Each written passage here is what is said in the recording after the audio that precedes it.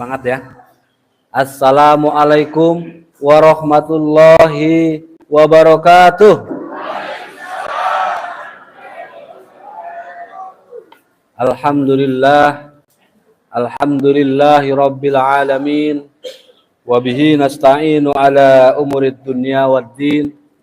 Wassalatu wassalamu ala asrofil anbiya'i wal mursalin Muhammadin wa ala alihi wa ashabihi ajma'in. Para ikhwan dan akhwat Niabah Jakarta Utara yang dimuliakan oleh Allah Subhanahu wa taala, pada kesempatan siang hari ini, ibu-ibu terutama, saya ingin coba mengajak kepada para ibu-ibu sekalian, ada seorang istri Rasulullah atau salah seorang istri Rasulullah. Yang pertama siapa namanya? Siapa namanya? Khadijah. Beliau adalah Ummul Mukminin, beliau adalah ibu-ibu kita semua, yang dimana beliau ketika menikah dengan Rasul, kemudian pada saat itu beliau menjadi saudagar kaya, memiliki hampir separuh kekayaan yang ada di Mekah waktu itu. Kemudian beliau sebagai seorang yang mulia, beliau memiliki derajat yang tinggi di masyarakat. Kenapa? Sangat kaya raya. Tetapi begitu beliau menikah dengan Rasul, kemudian Rasul diberikan amanah oleh Allah sebagai Nabi dan Rasul, di usia 40 tahun, mulailah perjuangan dimulai. Perjuangan panjang dimulai. Sedikit demi sedikit harta yang dimiliki berkurang. Sedikit demi sedikit harta yang dimiliki makin habis. Makin habis. Kedudukan yang tadinya mulia sudah mulai tidak ada lagi. Semua kemuliaan dan harta habis bersih untuk Islam. Yang menarik dari kisah Siti Khadijah, istri Rasul yang pertama, ketika beliau sudah tidak memiliki lagi harta, tidak memiliki lagi kemuliaan. Satu ketika baginda Rasul pulang dari dakwah dalam kondisi yang letih, lelah, dan beliau dalam kondisi sudah tidak memiliki harta lagi. Pada saat itu istri beliau sedang menggendong anaknya, yaitu anak yang terakhir, siapa? Fatimah Az-Zahra. Lantas dalam kondisi tidur itu diletakkanlah anaknya, kemudian baginda Rasul dalam kondisi lelah, kemudian beliau menyandar di istrinya, di pangkuan istrinya, dan tertidur. Pada saat tertidur itu, sambil dengan sebuah kasih sayang yang begitu luar biasa, seorang istri melihat suaminya berjuang untuk Islam, kemudian dielus dengan lembut kepala baginda Rasul, rambut Rasul, lantas di situ meneteskan air mata. Pada saat meneteskan air mata, kemudian Rasul terjaga atau terbangun.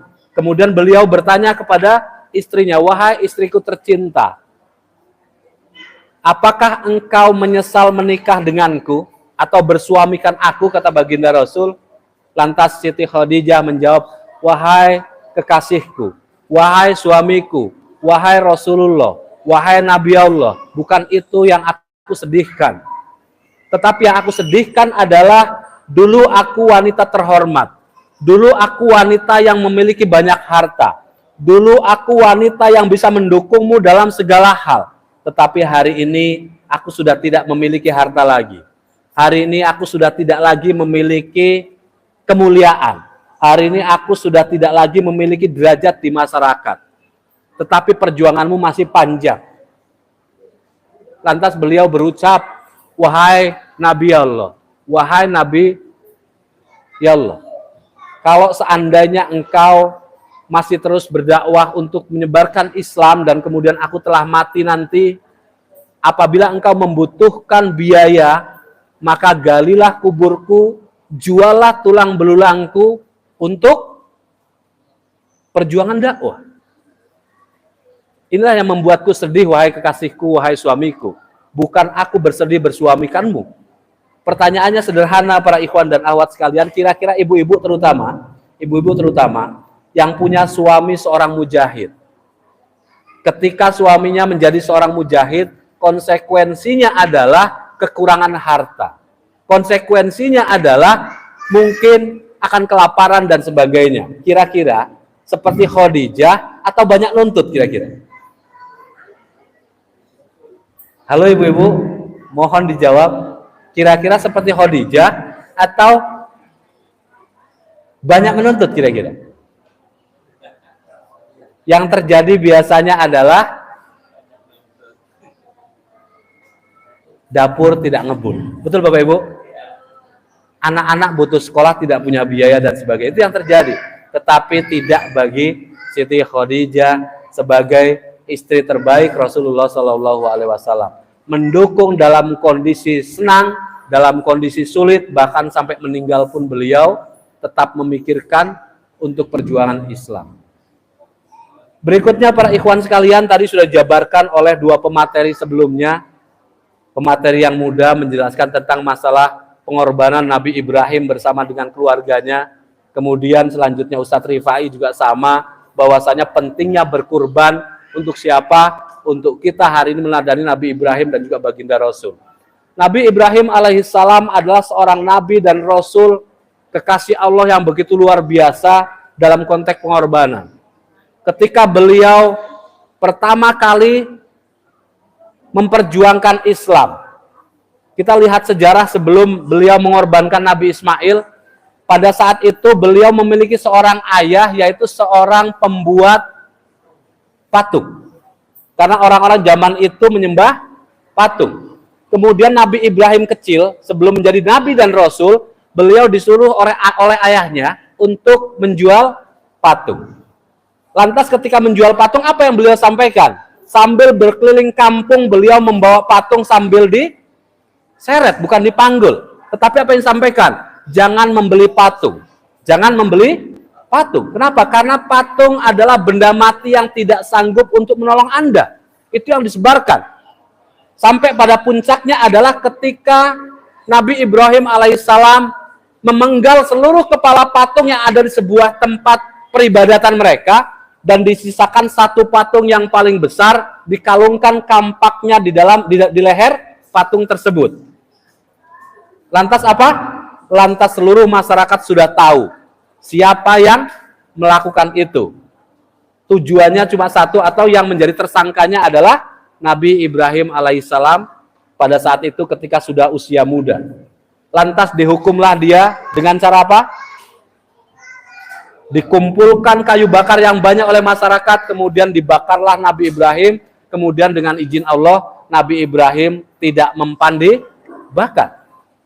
Allah memerintahkan kepada api, wahai api, dinginlah engkau, untuk Nabi Ibrahim alaihissalam. Sebuah pengorbanan yang dilakukan pertama kali oleh Nabi Ibrahim. Lantas selanjutnya yang tadi disampaikan oleh pembicara sebelumnya, yaitu Nabi Ibrahim alaihissalam selama puluhan tahun tidak memiliki anak. Kemudian ketika hadirlah anak yang pertama, yaitu Nabi Ismail alaihissalam, ada sebuah perintah untuk hijrah. Hijrah kemana? Dari Palestina hijrah ke Mekah, di sebuah tempat yang tandus, padang pasir, tidak ada pohon dan sebagainya. Kemudian setelah hijrah ke sana, ada perintah untuk meninggalkannya. Kira-kira para ikhwan dan akhwat sekalian, kalau seandainya ini terjadi buat kita, sanggupkah kita untuk meninggalkan istri dan anak yang masih bayi merah di sebuah tempat yang tidak kita kenal, kemudian di tempat yang tidak ada makanan, tidak ada air dan sebagainya? Kira-kira sanggup nggak kira-kira? Saya yakin berat. Saya sendiri jujur membayangkan begitu beratnya pengorbanan Nabi Ibrahim alaihissalam pada saat itu. Tetapi karena perintah Allah dan memiliki seorang istri yang solehat, yaitu Siti Hajar mengatakan, wahai suamiku, apabila itu adalah perintah Allah, laksanakan. Insya Allah aku akan bersama dengan Allah. Lantas terjadilah tadi cerita yang disampaikan oleh pembicara-pembicara sebelumnya, yaitu ketika tidak ada air, kemudian istri beliau lari-lari kecil dari sofa marwah dan sebagainya. Kemudian dari kaki Nabi Ibrahim alaihissalam, bayi, keluarlah sebuah mata air yang sampai hari ini tetap diabadikan oleh Allah Subhanahu wa taala, yaitu air Zam-Zam. Sebuah pengorbanan yang tidak ringan, dan hari ini tetap ada. Dan hari ini dengan perjuangan itu atau dengan pengorbanan itu, umat muslim seluruh dunia bisa menikmati air itu. Tidak selesai pengorbanan itu sampai di sana. Lantas Allah memerintahkan berikutnya ketika Nabi Ismail kecil tadi sudah menjadi dewasa, sudah menjadi anak-anak remaja dan sudah balik. Lantas Nabi Ibrahim lagi-lagi dapat ujian besar. Anak yang paling dicintai itu kemudian beliau bermimpi untuk menyembelihnya. Lagi-lagi Nabi Ibrahim berdiskusi dengan anaknya, wahai anakku, aku bermimpi menyembelihmu. Lantas anaknya menjawab di surat yang tadi dibacakan oleh Qori tadi, bahwasanya laksanakan wahai ayahku, insya Allah engkau akan mendapatiku sebagai orang yang sabar. Pengorbanan yang tidak ringan para ikhwan dan akhwat sekalian, dari beberapa orang yang tadi saya sampaikan, dari Siti siapa tadi? Yang pertama? Khadijah. Berikutnya adalah Nabi Ibrahim alaihissalam. Beliau berkorban begitu berat. Dan masih banyak lagi nabi-nabi dan rasul dan para sahabat. Dan juga banyak lagi pejuang-pejuang dalam Islam ini yang telah berkorban. Itu saja yang bisa saya sampaikan kepada antum sekalian. Apabila ada kalimat yang tidak berkenan, saya mohon maaf kepada antum sekalian. Kepada Allah saya ucapkan astaghfirullahaladzim. Saya tutup wabillahi taufiq wal hidayah. Wassalamualaikum warahmatullahi wabarakatuh.